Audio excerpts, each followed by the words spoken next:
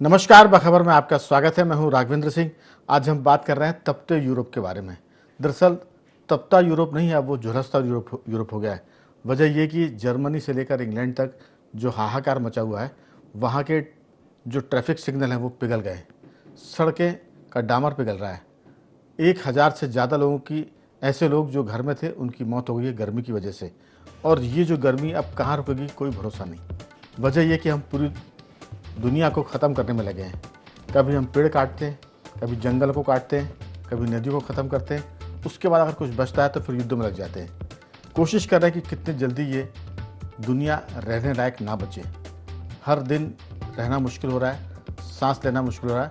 जहाँ बर्फ़ गिरा करती थी वहाँ अब झुलसन है। ये झुलसन आसमान से बरसती आग की है। कल तक हम बात कर रहे थे भारत की, मध्य प्रदेश की, लेकिन आज यूरोप को देख के लग रहा है कि हम उनसे ज़्यादा बेहतर और समझदार हैं।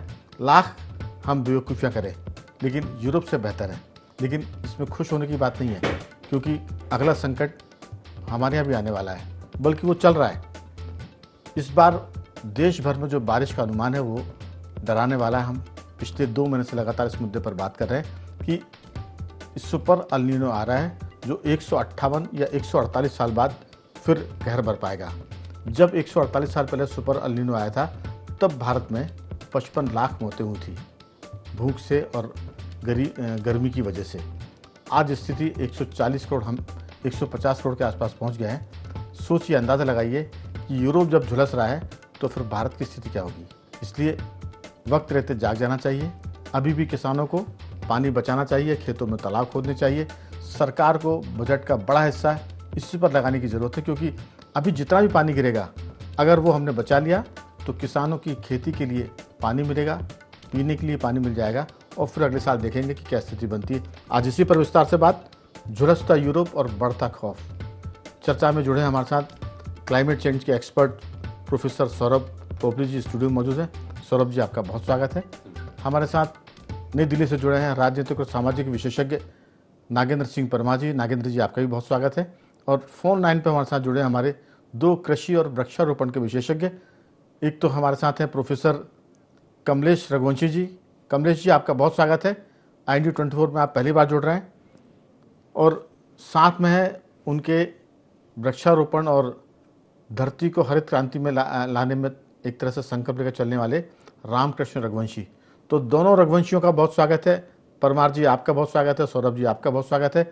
चर्चा की शुरुआत सौरभ जी आपके साथ करना चाहते हैं कि ये जो संकट हम देख रहे हैं, यूरोप के संकट ने हमको और जगाने का काम किया है। समाज के साथ साथ सरकार को जगाने का काम किया है।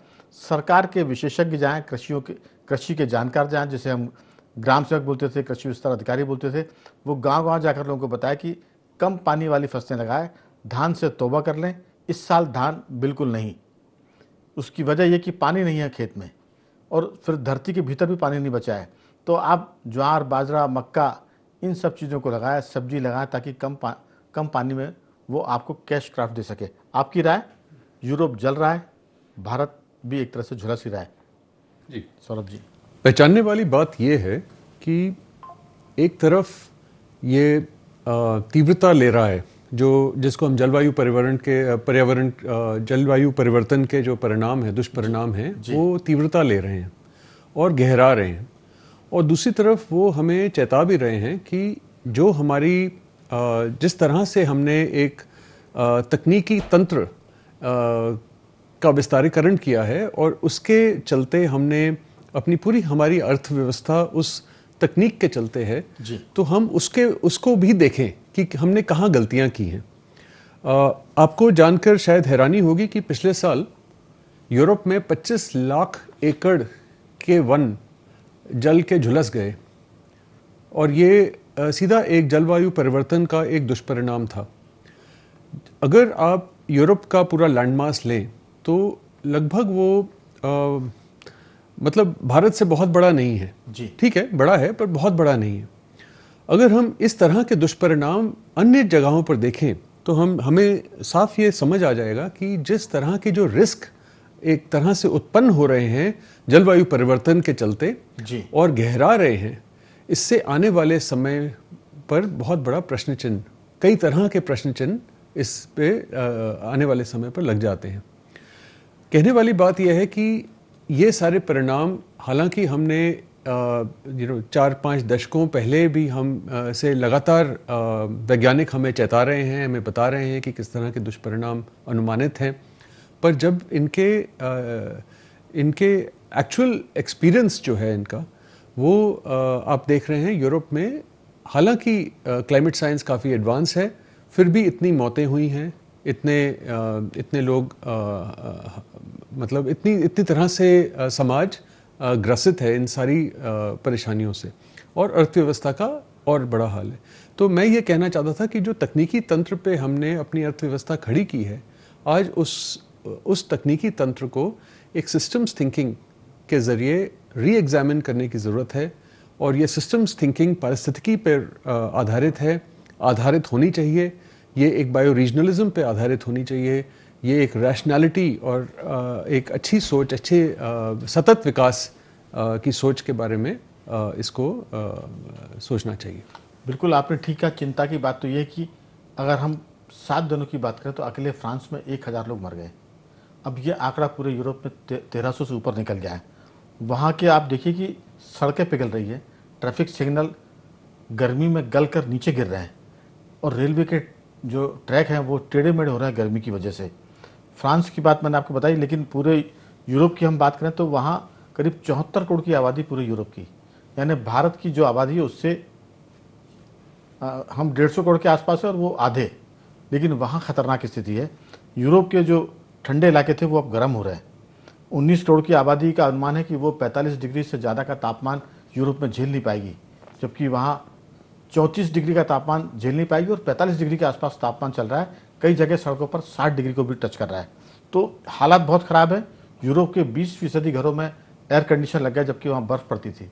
इसमें 7% एयर कंडीशनर्स ब्रिटेन में लगे हुए हैं। और सबसे खास बात है कि जो धूप का असर है वो 16 घंटे हो रहा है। 24 घंटे आप देखिए कि 12 घंटे रात और 12 घंटे दिन। तो 12 घंटे दिन में तो हमको लगता है कि सूरज तपेगा।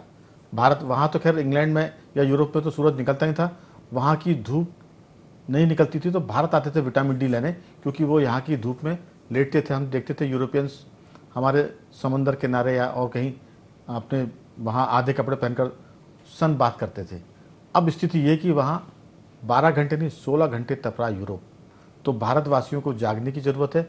लगातार सौरभ पोपली जी, मैं खुद IND24 चैनल और हमारे साथ रामकृष्ण रघुवंशी जी और दिल्ली से परमार जी जुड़े हैं, लगातार चेता रहे हैं। कमल राठी जी आज चर्चा में नहीं है, वो भी लगातार बताते रहते थे कि हमको ये सब करना चाहिए। परमार जी, आप दिल्ली में हैं और दिल्ली भारत का दिल है। दिल्ली के भी हालात बहुत ख़राब है। बारिश अभी दूर दूर तक नहीं है, थोड़ा बहुत पानी गिरता है, स्प्रे करके चला जाता है। यूरोप ने बता दिया कि अगर हिंदुस्तान नहीं जागे तो कल हमारा भी वही नंबर आएगा जो यूरोप का चल रहा है। आपकी राय?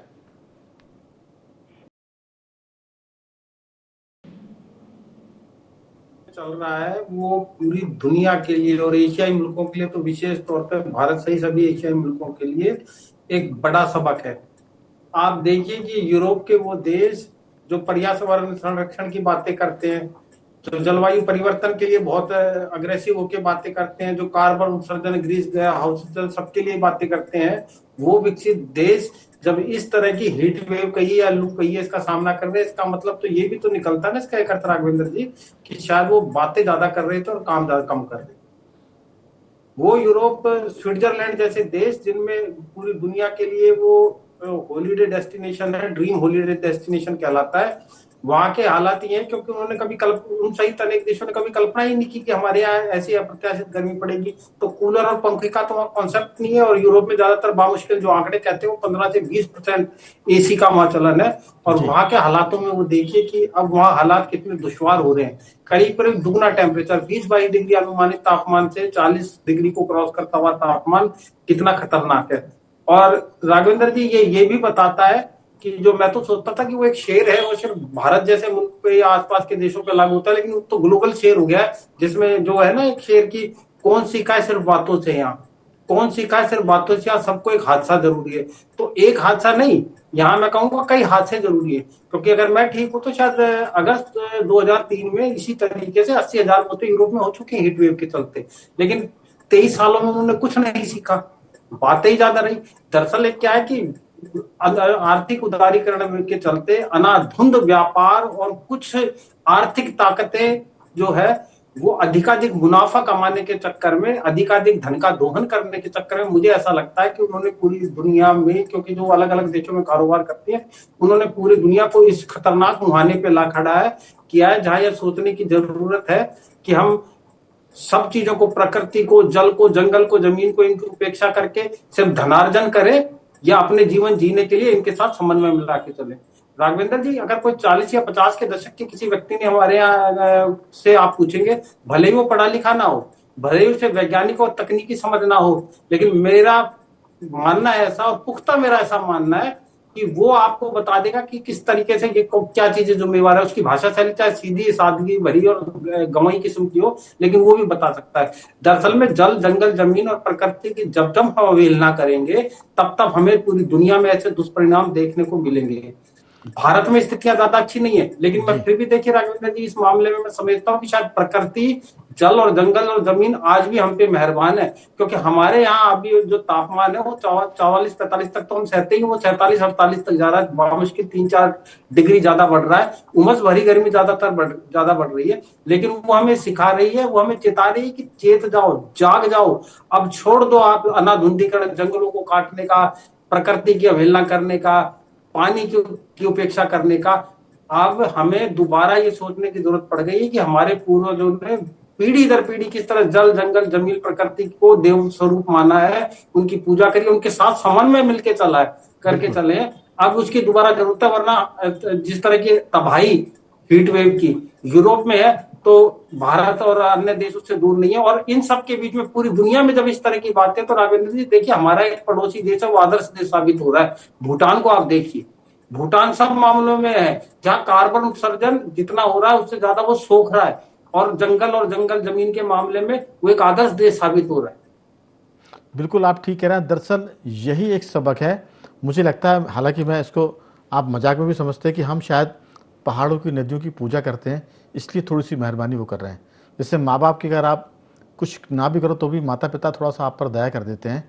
हम पेड़ों को काट रहे हैं, जंगलों को, पहाड़ों को भी काट रहे हैं सड़क बनाने के लिए, लेकिन नदियों से रेत निकाल के उनको ख़त्म करने की कोशिश कर रहे हैं, लेकिन फिर भी ये हमारे माता पिता हैं तो बचा रहे हैं। लेकिन यूरोप में आप देखिए कि युद्ध खेल रहे हैं। अभी यूक्रेन और रूस का युद्ध खत्म मन चल ही रहा है, फिर गाज़ा पट्टी और इसराइल का युद्ध शुरू हो गया, अब इसराइल, ईरान और अमेरिका का युद्ध शुरू हो गया। तो ये जो यूरोपीय देश युद्ध खेल रहे हैं, मुझे लगता है कि उनको सबक है कि अगर आप इस तरह की चीज़ें करेंगे तो दुनिया तो ख़त्म होगी, लेकिन पहले, सबसे पहले आपका घर जलेगा। यूरोप के लोगों के लिए, जो बहुत अपने को भद्रजन मानते हैं, मैं प्रोफेसर कमलेश जी आपकी तरफ आ रहा हूँ कि ये जो सारा मामला है, सबको पता है कि हिंदुस्तानी लोग थोड़ा सा पूजा पाठ करते हैं, नदियों को पूजते हैं लेकिन गंदा भी करते हैं, पहाड़ों को पूजते लेकिन उनको काटते भी हैं। इसके बाद भी हम पर थोड़ी सी प्रकृति मेहरबान है। जागने की ज़रूरत है खेती के मामले में, और ख़ासतौर से अगर कोई पेड़ काटता है तो हत्या का मुकदमा दर्ज होना चाहिए। नदी को हमने, नर्मदा मैया को जीवित नदी तो घोषित किया, लेकिन अभी तक एक भी केस दर्ज हुआ कि उनके नर्मदा नदी के गर्भ से जब रेत निकाली जा रही है तो कोई केस दर्ज करे। कानून के साथ अमल की भी ज़रूरत है। आप बताएं कि वृक्षारोपण कैसे किया जाए, खेती को कैसे कम पानी वाली फसलों की तरफ ले जाया जाए, और किसानों को कैसे जगाया जाए, क्योंकि इस समय सबसे ज़्यादा किसान सो रहा है अफीम खाकर। उसको तो धान बोनी है और पानी को बहाना है, ना तो पानी खेत में बचाता है वो, और ना बचाने का कोई उपाय वो कर रहा है। प्रोफेसर कमलेश जी। नमस्कार सर। सर, अभी तक जो भी हमारे यहाँ किसान हानि कर रहे हैं, मैं देख रहा हूँ बहुत, मतलब मेरा ये 15 वर्ष का अनुभव है किसानों के साथ रहने का, उनकी खेती का तरीका देखने का। तो जो आपने कहा है कि कम पानी में, आप, हमारा जो मेन उद्देश्य होना चाहिए कि कम से कम पानी लगे और हम उसमें अच्छी से अच्छी फसल ले पाए, और वो फसल हमारे पर्यावरण को भी नुकसान ना दे सबसे। क्योंकि आजकल हम कुछ भी पेड़ लगा लेते हैं, कुछ भी फसल लगा लेते हैं, जो उसको ये भी नहीं देख पाते हैं कि पर्यावरण को किससे कोई नुकसान होगा आगे, या जो उसका अवशेष बचेंगे इनसे क्या नुकसान होगा। तो वो चीज हम नहीं देखते हैं। हम तो क्या है कि वो देखते हैं कि देखा देखी वाला काम चलता है। हमारे यहाँ का जो भारतीय किसान है वो सिर्फ देखा देखी पे और एक धर्रा चाल चलता है कि वो उसने जैसे कह दिया कि 2 बोरी यूरिया डालना है, 2 बोरी DAP डालना है, और 3 पानी देना है, वो कोई भी फसल लगाएगा वो वही करेगा। जब उसमें नाइट्रोजन हो चाहे ना हो, फास्फोरस हो, पता चले उस फसल को 2% नाइट्रोजन चाहिए तो वो 10% दे रहा है, पता चले कि उसको फास्फोरस की 1% है तो वो 10% दे रहा है। तो इन सब चीजों से धीरे धीरे जमीन में सीमेंटीकरण की तरफ बढ़ रही। पहले हम जो जमीन बैलों से बना लेते थे, छोटे छोटे से मतलब बैल बकरा से खेती कर लेते थे, आज हम 7-8 पावर का ट्रैक्टर से भी नहीं कर पा रहे। तो इसका सबसे बड़ी दिक्कत है कि हमारे किसान, अब हम कहें कि साक्षर नहीं है, ये बात तो बिल्कुल गलत होगी, क्योंकि आज के युग में, डिजिटल युग में हर किसान के पास मोबाइल है, हर किसान के पास सोशल मीडिया से जुड़ा हुआ है। तो वो अज्ञानता वाली बात तो नहीं कहूंगा, वो एक देखा देखी वाला काम चल रहा है।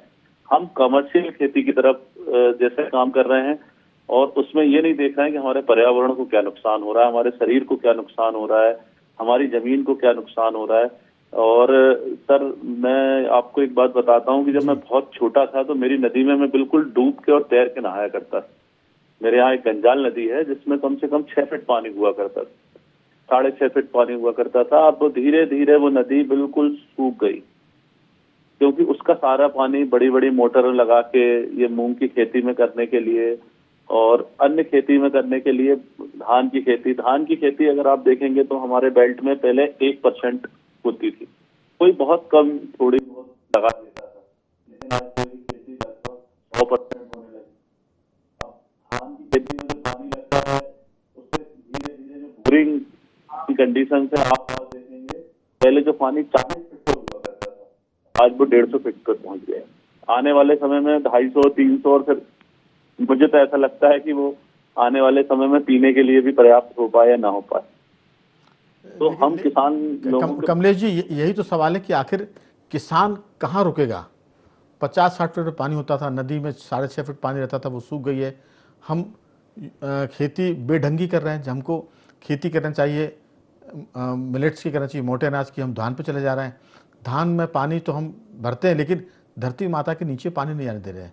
जब खेत के भीतर पानी जाएगा नहीं तो फिर पाताल में से पानी निकाल नहीं सकते, क्योंकि ऐसी कोई मशीन नहीं है। आप 400-500 फीट जाएंगे, फिर उसके बाद कहाँ जाएंगे। मध्य प्रदेश रेगिस्तान से भी बदतर हो जाएगा। सवाल ये कि किसान को इस साल मैंने मौका दिया है भगवान ने, अगले साल ये मौका नहीं मिलेगा। अगर अगले साल भी सूखा पड़ गया, भगवान ना करे, तो फिर क्या करेंगे। अभी से किसानों को धान से बचने की और ऐसी फसल बोने की ज़रूरत है जिसमें कम पानी लगे, पैदावार ठीक आए और उसका गुजारा चल जाए। मैं लौटूंगा आपके पास। रामकृष्ण जी भी जुड़ गए। रामकृष्ण जी, आप बहुत पेड़ पौधे लगाते हैं, 10 लाख का आपका संकल्प है। किस तरह के पेड़ पौधे लगाने चाहिए ताकि पानी भी बचे, ज़मीन भी आपकी उर्वरा रहे। मैं सिर्फ इसमें एक लाइन जोड़ूंगा, नर्मदा मैया एक ऐसी नदी जो ग्लेशियर से नहीं निकलती, वो निकलती पहाड़ों से, लेकिन उसमें 12 महीने पानी इसलिए आता है क्योंकि नर्मदा जी के किनारे जो पेड़ होते हैं, साल के पेड़ होते हैं, वो बारिश का पानी अपनी जड़ों में समेट लेते हैं और जब बारिश खत्म होती है, गर्मी आती, तब उनकी जड़ों से पानी बहता है और वो पानी फिर नर्मदा जी के जलस्तर को बनाए रखता है। तो ऐसे कौन से पेड़ पौधे लगाए जाएं जो पानी को सोखे और वक्त आने पे फिर आपको वापस लौटा दें। ये सिखाते हैं हमको कि वो पानी लेते हैं तो लौटाते भी है। किसान या हम मनुष्य से जो पानी का एक तरह से दोहन तो कर रहे हैं, लेकिन लौटाने की कोई ना तो रास्ता ढूंढ रहे और ना उस पर सोच रहे हैं। रामकृष्ण जी, आपकी राय। बिल्कुल आपने सही कहा। और दूसरा सबसे बड़ा संकट जो पानी के लिए, आपने सीधे से मुझसे एक प्रश्न किया कि कौन से पेड़ पौधे लगाएं। तो अभी जो नर्मदा वैली है ये सबसे जीवंत, हमारे लिए जीवनदायिनी कहते हैं इसको। तो अभी इसके किनारों पे हमें गवर्नमेंट के साथ भी प्रोग्राम करना चाहिए। गवर्नमेंट करे ना करे, जो किसानों के खेत नर्मदा नदी के किनार से 2, 5 से 10 किलोमीटर के दायरे में है, उन लोगों को ये प्रयास जरूर करना चाहिए ताकि हमारी नदी जीवित रहे। और इस जीवनदायिनी, मोक्षदायिनी नर्मदा को जीवित रखने के लिए हमें अवैध खनन पे भी रोक लगानी होगी। और कुछ जैसे पौधे हैं, जैसे एक मोरिंगा का पेड़ होता है जिसको सुपर फूड कहा जाता है, सबसे कम पानी लगता है। अगर ये किनारों पे दोनों तरफ नर्मदा नदी के बेल्ट में लगा दिया जाए, या किसानों के जिनके खेत हैं नजदीक में उन पे लगा दिया जाए, तो इसकी पत्ती यदि नर्मदा नदी के पानी में जाएगी तो उससे मछली की सेहत बिल्कुल बढ़िया रहेगी और किसान को एक अतिरिक्त आय का साधन भी हो जाएगा। इसको पानी बहुत कम लगता है, रेगिस्तान का पौधा है और अपने यहाँ मध्य प्रदेश के एटमॉस्फेयर में बहुत अच्छे से होता है, तो इसको लगा सकते हैं।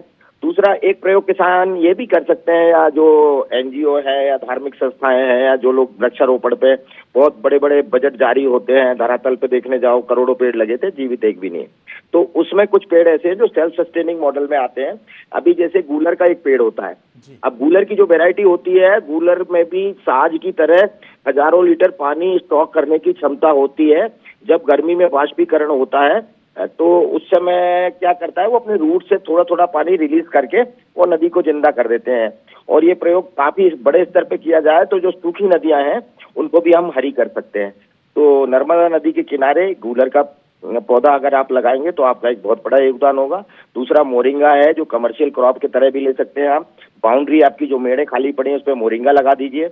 और भी बहुत सारे ऐसे वृक्ष हैं जो अपनी जड़ों में पानी को बचा के रखते हैं, तो उनका कमर्शियल प्लांटेशन भी आप किसान कर सकता है। तीसरा, अभी दाल का हम लोगों ने बाहर से आयात किया। अब अरहर एक ऐसी फसल है जिसमें आपको अलग से पानी देने की जरूरत ही नहीं है। उसमें एक वैरायटी है 120 डेज की, भीमा करके भी वैरायटी है, पूसा 2016, एक डैश करके 17, ये ऐसी वैरायटी है जो 140 दिन में 120 से 140 दिन में पक जाती है। तो ये फसल पे किसान जाए, थोड़ा सा इंटरक्रॉपिंग करे। और इसमें अभी खतरा आपने जो अवगत कराया उससे कहीं बहुत बड़ा है। अभी धरती के ऊपर पीने का पानी मात्र हमारे पास कृषि को मिला के और हम मानव उपयोग के लिए मिला के कुल 3% है, ये डेटा है। लेकिन एक्चुअल में जमीन पे अगर आपके लिए जो पानी पीने के लिए उपयुक्त है वो 1% है, ओनली 1%। अब 1% पानी 2040 तक ये सर खत्म हो जाएगा। इतना बड़ा संकट आने वाला है 2040 तक, जिसका हमें अंदाजा नहीं है। और एक कहावत है हिंदी में कि पुराने लोग जिधर हवाएं चलती हैं उधर तिवाया रख लिया करते थे। मतलब जो फसल उड़ाने का तरीका था, यानी कि जिस दिशा में हमको प्रकृति आदेश दे रही है कि अभी समझ जाओ मौका है। अन्यथा फिर वही होगा कि अभी हम गेहूं धान एक जैसा करेंगे तो उसमें जो सीमेंटिंग वाली प्रोसेस हो रही है, जो खेत में मचा के धान लगाते हैं, तो उसमें पर्कुलेशन ऑफ वाटर जो है, जमीन में जो अंदर पोरोसिटी है वो खत्म हो जाएगी। बिल्कुल आप ठीक। और फिर इसके बाद जो यूरिया का मैटर है, उसमें अभी जो 80% हमारी पूर्ति कहाँ से हो रही थी, ईरान से हो रही थी। अब युद्ध के दौरान वो बंद हो गई, तो अभी जो किसानों को खाद मिल रहा है वो भी बगैर टोकन के नहीं मिल रहा है। बिल्कुल रघुवंशी जी, हम तो इसको आपदा को अवसर मान लेते हैं। कम से कम इस बहाने लोग गाय पालें, पेड़ पौधों की रक्षा करें, बड़े पेड़ लगाएं और समाज के साथ सरकार भी अभियान में जुटे। सौरभ जी, सवाल ये कि बड़े देश जिनकी हम बात करते हैं वो युद्ध खेल रहे हैं, पूरी दुनिया को संकट में डाल दिया है, परमाणु युद्ध के भी खतरे बढ़ गए हैं। लेकिन ऐसे में सबसे खास बात है कि क्या अकेले चैनल पर चर्चा करने से काम हो जाएगा? समाज अकेला जागेगा क्या? वो बचा पाएगा जब तक कि सरकार इसको युद्ध स्तर पे ना बनाए, क्योंकि ये मौका है। कई शहरों में तो 50 दिन का भी पानी नहीं बचा है, पानी की राशनिंग शुरू हो गई है, जल कटौती शुरू की जा रही है। तो पानी का खतरा सर के ऊपर से निकल चुका है, जिसे हम कहते हैं नाक के ऊपर पानी आ गया है। अब क्या करना चाहिए? आपसे हमारी। भारत के 32 बड़े शहरों में से बीच में 20 में बहुत भयंकर जल संकट है या होने वाला है, साल दर साल आता है जी। पिछले साल यूरोप में 62,000 लोगों की मृत्यु हुई थी हीट वेव से। ये सिर्फ 2 आंकड़े हैं जो हमें बता देते हैं कि जलवायु परिवर्तन से निपटने के लिए एक होल ऑफ सोसाइटी अप्रोच को लेना पड़ेगा। आपको एक सिस्टम्स थिंकिंग के ज़रिए आपको ये देखना पड़ेगा कि आपका जो पानी का जो संसाधन हैं उनके दोहन लगातार हमारी कृषि, हमारी इंडस्ट्री, तमाम सेक्टर ऐसे हैं जो पानी के और बाकी संसाधनों के दोहन पर बने हैं। और उसी पर बड़े बड़े साम्राज्य जो प्राइवेट एंटरप्राइज हैं, कैपिटल है, उसके वो बने हैं। तो देखिए, ये जो समस्या है अर्थव्यवस्था की, हमारे समाजशास्त्र की और हमारी तकनीक की, ये सब जुड़ी हुई समस्याएं हैं और इनको निपटने के लिए कारगर नीतियां बनानी पड़ेंगी और उसी होल ऑफ सोसाइटी अप्रोच के साथ ही इनको एड्रेस किया जा सकता है, अन्यथा नहीं। बिल्कुल आप ठीक कह रहे हैं। लेकिन अभी जो संकट है वो ये कि जुलाई में भी भारत में लू चल सकती है, मध्य प्रदेश में भी लू चढ़ने की आशंका। और ये अकेला जुलाई नहीं है, ये अगस्त तक जाएगा। अगर जुलाई अगस्त में लू चल रही है, हीट वेव है, तो फिर बारिश का मौसम ख़त्म, फिर सितंबर में तो बारिश विदा हो जाती है। इसका मतलब कि जितना पानी गिर गया है, थोड़ा बहुत पानी और गिरेगा। अब जो पानी गिरेगा उसको बचाने की ज़रूरत है। तो मुझे लगता है इसमें नागेंद्र जी, ये जो चीज़ें हैं समय बहुत कम बचा है, पानी भी बहुत कम गिरने वाला है। जो आशंका है वो खतरनाक है। अगर जुलाई अगस्त में लू चलेगी तो फिर स्थिति क्या बनेगी? आपकी छोटी सी टिप्पणी।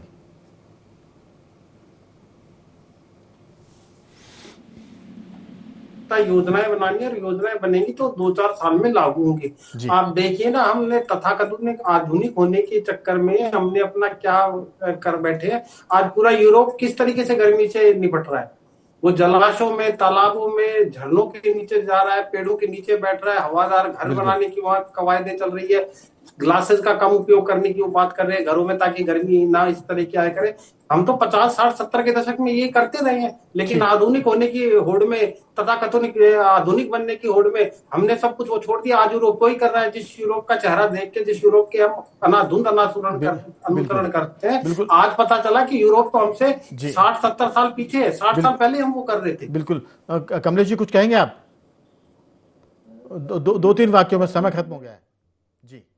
2 बात कहना चाहता हूँ। बागवानी की तरफ ज्यादा ध्यान देना चाहिए किसानों को, और इससे बागवानी से एक फायदा ये भी होगा कि एनवायरनमेंट को बहुत तगड़ा फायदा मिलने वाला है। आगे चल के हमारी जो वायु प्रदूषण भी कम होगा, और उन पेड़ों से जो पानी है वो भी बढ़ेगा। तो सबसे ज्यादा बागवानी की ओर हमें ध्यान देना चाहिए। रामकृष्ण जी, आपकी कोई टिप्पणी? जी सर, मेरी 2 शब्दों में एक टिप्पणी है। जितना भी हम आपको हमारे इसका चौथा स्तंभ बोलते हैं मीडिया को, तो आपके माध्यम से जितने भी चैनल है, मैं पहला एक ऐसा चैनल देखा हूं जिसने इस मुद्दे को उठाया कि युद्ध का विरोध किया। बाकी सब चैनल पे ये ऐसा हो गया, वो वैसा हो गया, टीआरपी। तो सारे जो मीडिया का चौथा स्तंभ है जिसको बोलते हैं, तो उनको इस युद्ध का विरोध करना चाहिए। और दूसरा ये चीज है कि अभी हमको सबसे पहले, जैसे अभी एक मिनट लूंगा रघुवंशी जी, समय खत्म हो रहा है। आपको तो मैं धन्यवाद करना चाहूंगा सब लोगों को, क्योंकि हम जिस पर चिंता जता रहे हैं उस पर पूरी दुनिया चिंतित है, और यूरोप ने बता दिया कि हमारी चिंता ज़्यादा वाजिब थी। तो मैं दोनों रघुवंशी बंधुओं का, नागेंद्र जी का और सौरभ जी, आपका बहुत आभार प्रकट करता हूं कि आपने चर्चा में हिस्सा लिया। बाखबर में सिर्फ इतना ही। बने रहिए हमारे साथ और देखते रहिए IND24।